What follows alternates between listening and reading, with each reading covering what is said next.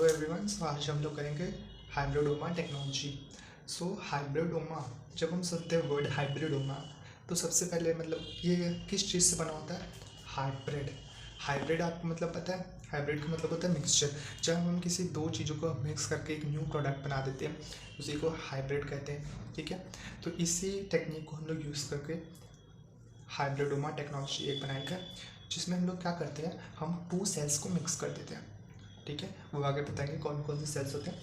To sales को mix कर देते हैं और हम लोग बनाते हैं monoclonal antibodies.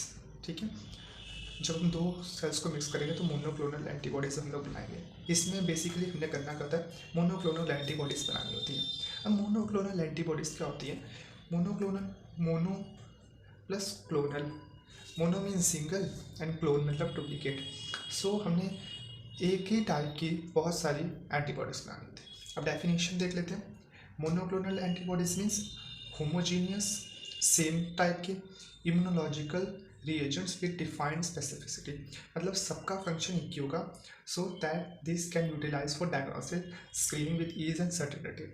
Okay, so hybridoma technology was discovered by George J.F. Kohler and Cecil Malmsteen in 1975, and they got Nobel Prize for same in 1984. So hybridoma technology basically simple है क्या? It is a method of production. इसमें ये एक method of production होता है किसका? Large number of monoclonal antibodies. इस hybridoma technology में हम लोग क्या करते हैं, लार्ज नंबर में मोनोक्लोनल एंटीबॉडीज हम लोग प्रोड्यूस करते हैं।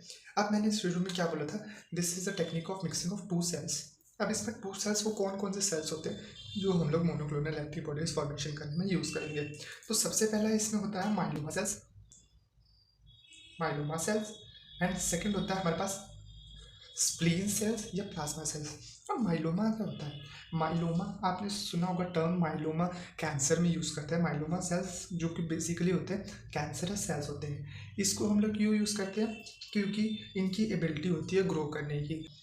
ये लोग हमेशा ग्रो करते रहते हैं, इसलिए हम लोग माइलोमा सेल का हमने डिज़ायरेबल इसमें एस्पेक्ट क्या है कि हमने ये ग्रो करते हैं, ये डिजायरेबल फैक्ट इसमें ये है हमारा।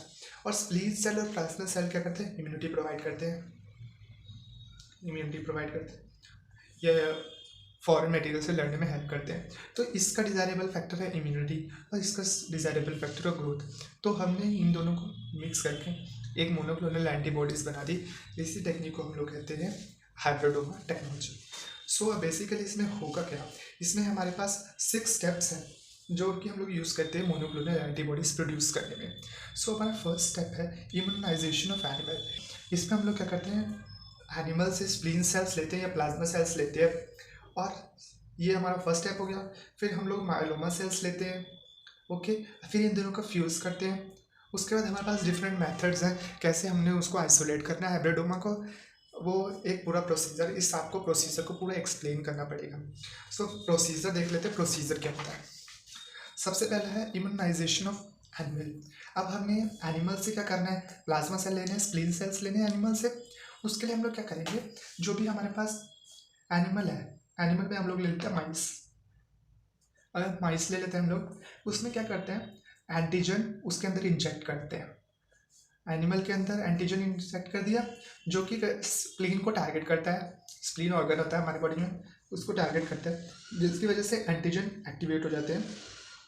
और जो बीटा सेल्स होते हैं वो बॉडी में, वो स्प्लीन सेल्स या प्लाज्मा सेल्स को प्रोड्यूस करना शुरू कर देते हैं। उसके बाद हम लोग आइसोलेट कर लेते हैं हमारा स्प्लीन सेल्स या प्लाज्मा सेल्स। हम लोग मोस्टली स्प्लीन सेल्स बॉडी से यूज़ करते हैं। ठीक है, तो सेकंड है माइलोमा सेल्स। माइलोमा सेल्स क्या था, कैंसरस सेल्स होते हैं और हम लोग इसको बोन मैरो से आइसोलेट कर लेते हैं। ठीक है, ये इमॉर्टल होते हैं और मल्टीपल प्रॉपर्टीज़ की वजह से हम लोग इनको यूज़ करते हैं। तो इसका डिजायरेबल फैक्ट है इमॉर्टल या ग्रोथ, और इसका डिजायरेबल फैक्टर इम्यूनिटी प्रोवाइड करते हैं। ओके, ये हो गया 2 स्टेप्स। अब हमारा थर्ड स्टेप क्या था इसमें, थर्ड स्टेप था इसमें fusion of spleen cell and myeloma cells. इसमें हमने क्या करना है, स्प्लीन सेल ले लिया हमने, स्प्लीन सेल ले लिया प्लस माइलोमा सेल ले लिया। इसका डिजायरेबल था फाइटिंग या इम्यूनिटी प्रोवाइड करना, और इसका डिजायरेबल फैक्ट था इमोर्टैलिटी, ये सेल कभी मरते नहीं है। ओके, हमने इन दोनों को मिक्स करके क्या बना दिया, हाइब्रिडोमा सेल। अब ये ऐसे ही मिक्स नहीं होगा, ये मिक्स होगा in the presence of polyethylene glycol.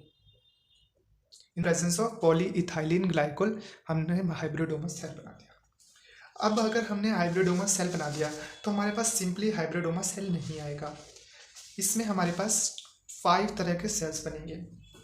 एक बनेगा हमारे पास फ्यूज्ड प्लाज्मा, या इसको हम लोग यहाँ पे प्लाज्मा लिख लेते हैं।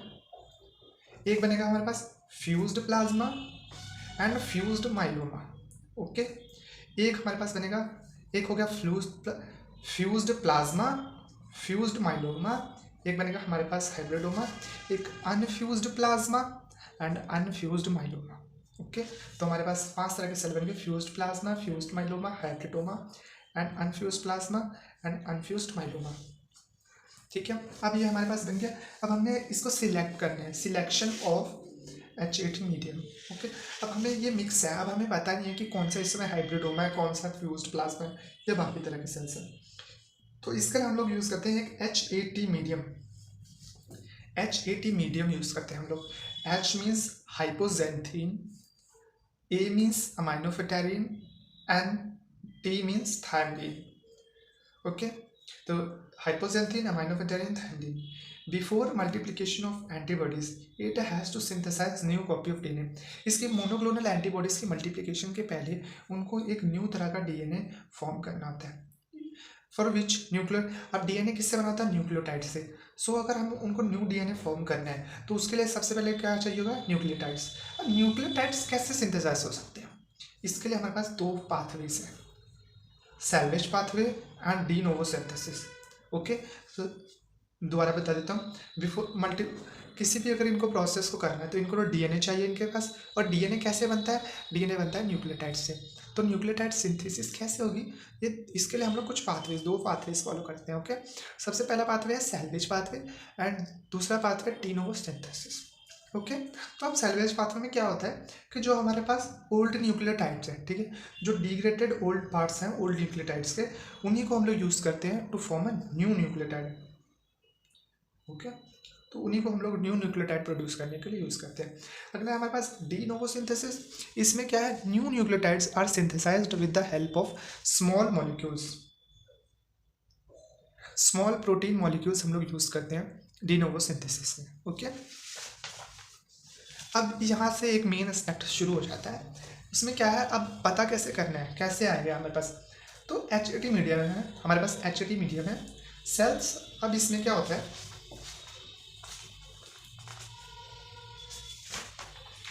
cells are not synthesized in। अब H18 मीडियम में क्या होता है? H18 मीडियम में प्रेजेंट होता है अमाइनोफेटेरिन। ओके, अमाइनोफेटेरिन की प्रेजेंस की वजह से सेल्स जो होते हैं वो सिंथेसाइज नहीं होते। क्यों होते? क्योंकि ये ब्लॉक कर देता है एक एंजाइम को जिसका नाम है डाईहाइड्रोफोलेट एंजाइम, जो कि जरूरी होता है important of synthesis. Okay, DNA synthesis के लिए, न्यूक्लियोटाइड सिंथेसिस के लिए इंपॉर्टेंट होता है हमारे पास डाईहाइड्रोफोलेट, बट जो ये अमाइनोफेटेरिन होता है ये ब्लॉक कर देता है, इसको ब्लॉक कर देता है, जिसकी वजह से फॉर्मेशन नहीं होती।